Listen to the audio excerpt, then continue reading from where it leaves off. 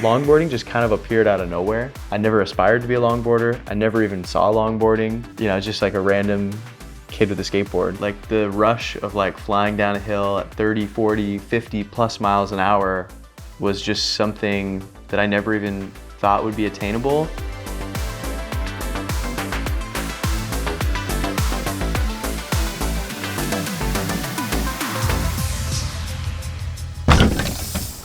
Hello, my dude. Are you looking for a longboard?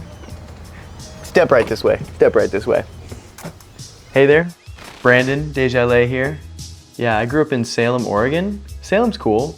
You know, it's about 6 months of pure rain and clouds. And it wasn't until some random kid in 8th grade was like, hey man, you should get a longboard.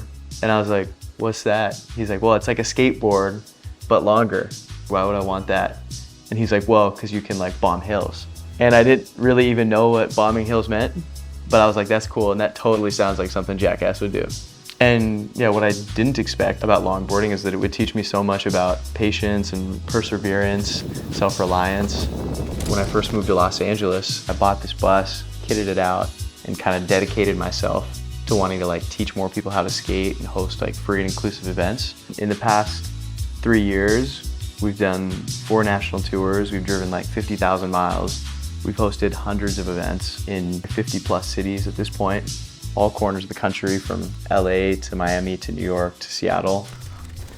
Well, this is the old Shred Sled. A lot of memories here, a lot of exciting things. For me, probably the most memorable and also just like wholesome, fun part about the Shred Sled is like all these instant film pictures of so many of my friends and different people we've met along our journeys.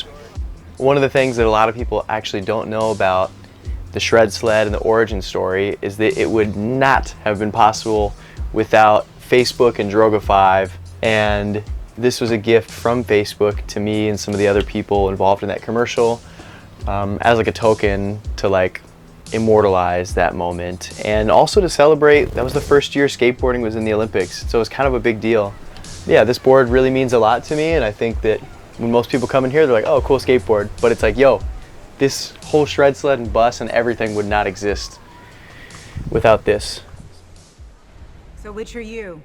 I'm Triple X. I was in my buddy's basement, and he was shaving my head at like midnight because earlier in the day I got a call from somebody at Paramount. I believe they wanted me to stunt double for Vin Diesel. That moment specifically was just so funny and so like unknown and so weird to just like randomly get a call from some dude at 10 at night. It's like, hey man, you cool with like shaving your head tonight? And I was like, what's this for? And he was like, well, it's Triple X.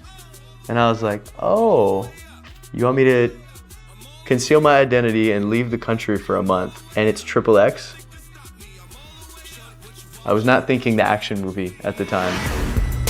Now that's a team I can work with.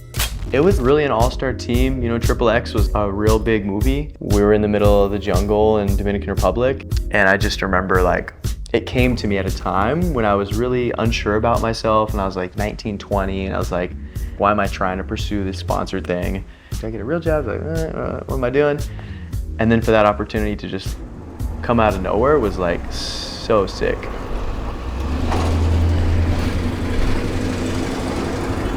So one of the things I've noticed is consistent with my absolute best days is breaking a sweat in the morning.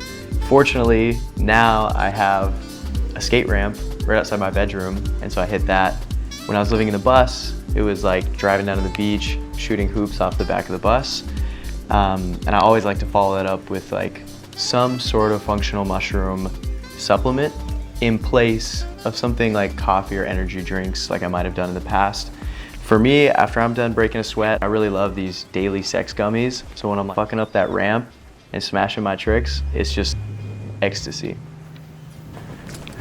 As far as this bus goes, like, it's simple. You know, I lived in here for close to 3 years, and the one thing I loved about this is it forced me to be a lot more minimalistic. Like, here was my workstation. I came down to this exact parking lot every single day, set up work here, and probably the coolest part about it, whenever I had an itch to like go skate or move my body, I'm like here. And also, I just had like potentially 100 plus friends they were constantly in and around this area. So it just made it like super fun. And I loved living simple, and I loved, just always being here by the beach. I think one of the greatest challenges that a lot of people don't realize is that, when you fully commit yourself to your craft and relentlessly pursue them, it's a constant challenge. And especially when you're a performer or an athlete, it's really tricky to figure out how do you practice the level you need to practice, and how do you dedicate enough time to like social media and content creation to get everything going, to buy a bus. It took all the money I had, took all my Dogecoin, fuck, no kidding. No, but it took really all my resources, and it required me to like max out my credit cards and be like, fuck it, YOLO, we're gonna do it. Like, I don't know how it's gonna work, but we're gonna figure it out. Growing up and through the whole start of my skateboarding journey, I didn't have any mentors. I didn't feel like I had really great role models at home or people around me. For a while, I was like kind of resentful. Man, I got nobody around to like coach me through this, and everyone goes through a phase in life where you're confused and lonely. When I reflect back on my life, the biggest advice that I wish I had reinforcement around sooner is that it's always the right thing to be the bigger person. One of the moments I remember specifically from this year that was just really heartwarming and touched me is that this Spanish woman was like, hey, my daughter, can you teach her how to skate? She's blind. And so I remember her being so scared and just like, like holding my hands. I was like pulling her around the parking lot, like, oh, you got this, oh, it's so cool. And it was so sweet because like the whole family's like crying and hugging and like, it's the best day ever. And it was just like a reminder for me that you never know who you're gonna impact and how necessarily. But the most important thing is that if you can just show up in your life trying to be as kind as possible, and the butterfly effect of that can have like profound effects on like the world and everyone's happiness.